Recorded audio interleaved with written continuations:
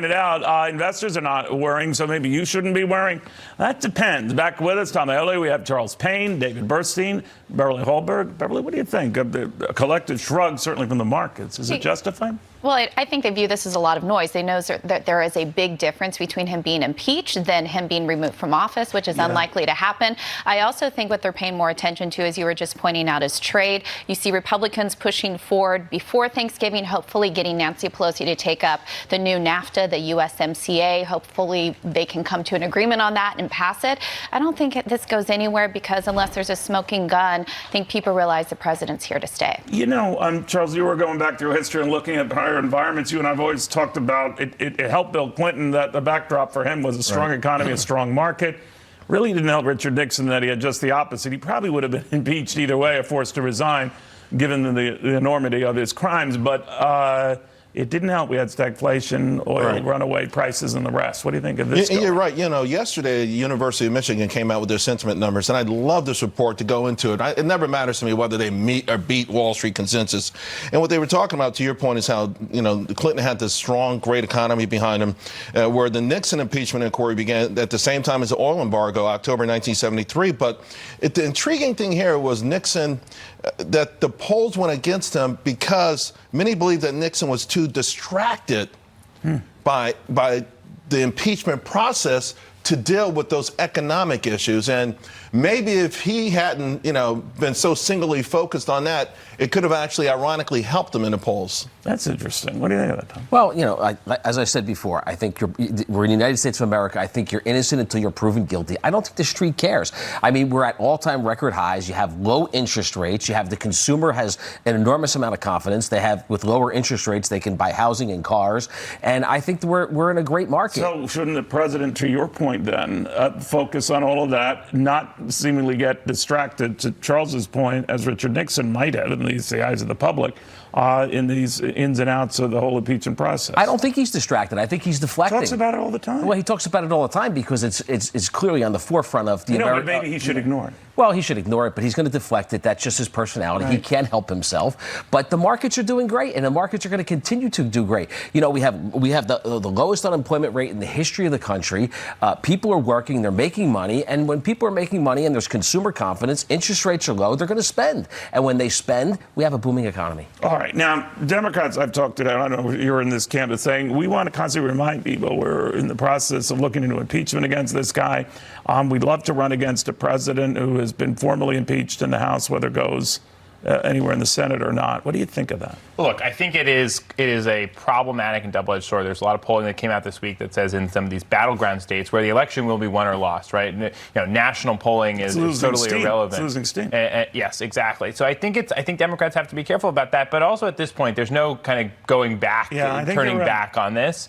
So I always think it's better for people to march forward with conviction than to equivocate, to say, well, we're doing this, but we're not really doing it. And so I think at this point they really have no choice other than to be forceful. They're equivocating up the yin-yang, though, right? Well, not about whether or not they want to impeach him. You know, not about whether or not they're going to go forward with it. And I think, you know, in other words, you can't vote for impeachment and then go back home and try and say you didn't really vote for impeachment. She could shelve it. Nancy Pelosi could shelve it early, right? But I guess it would boomerang on it. So she's in this sort of Faustian pact here. She has to follow through. At this point, you have to follow through. And I will say when it comes to Wall Street, I think they're more concerned about Elizabeth Warren's rise in the polls and also the release of her Medicare for All plan than they are about impeachment at all. I think you're right about that. You know, they also kind of think, Charles, that she doesn't have a chance if she were the nominee, right? Yeah, they do. You know, in this same sentiment poll, only 2% of respondents said that they were concerned about impeachment right now vis-a-vis their own economy. This last week, individual investor optimism or bullishness went from 33% to 40%. And that's to the point being made here. Success begats success. Yeah. Enthusiasm begats enthusiasm. And these things are resonating a whole lot more than the impeachment process. And ironically, this is a good cover for the Democrats to find an eloquent way to end this thing. You know, Tom, you're well connected in all these Republican circles with the president, what have you. Do they worry that there could be sort of like, we talk about the smoking gun thing. I think when it's smoking, it's a little too late to worry about it. But that something could happen to disrupt this. Remember, this whole impeachment probe started on Mueller.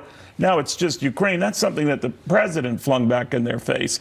And there's a worry that is there something else he's doing or could be doing or could have done that could also blow up what is a pretty good environment for him to seek re-election. Yeah, I don't think he's worried at all. I really don't. I mean, clearly he talks about it all the time. He's deflecting it. He has to address it. It's on every news channel. It's in his face every single day. But I don't think he's worried about it. I think he's full steam ahead to the election, and I think he's going to win it. I think he's going to be a landslide. I don't know who's going to stop him. I think the biggest threat to Wall Street right now is Elizabeth Warren.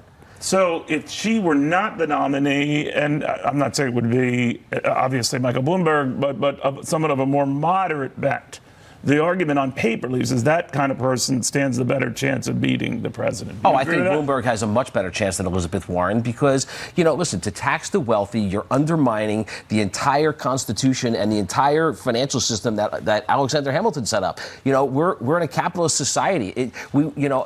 My grandfather came from Italy and for a better life and to, start his own business and build wealth for his family. And by doing that, he created jobs and he put money into the economy. Why do we want to stop that?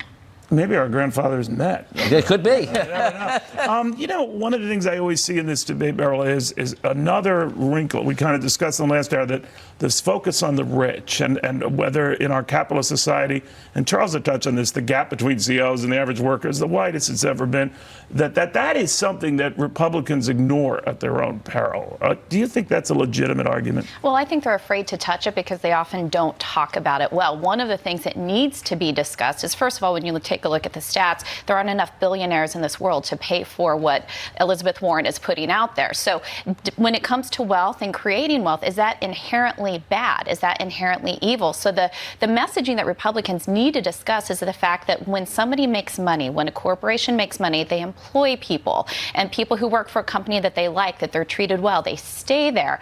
That is the message that needs to get out there. I even think that Bill Gates coming out and taking Elizabeth Warren on and making that statement of, here's how much I pay in taxes. Are you saying I have to pay this much? Do I get to take anything? But she does make it seem like such a minuscule amount. It's only a couple of pennies and all that. Then they add it up for someone like that. It's $7, $8, $10 billion more, right? Right. Well, I think someone estimated this week and Warren released her calculator that Bill Gates would have to pay about $4 to $6 billion more in taxes.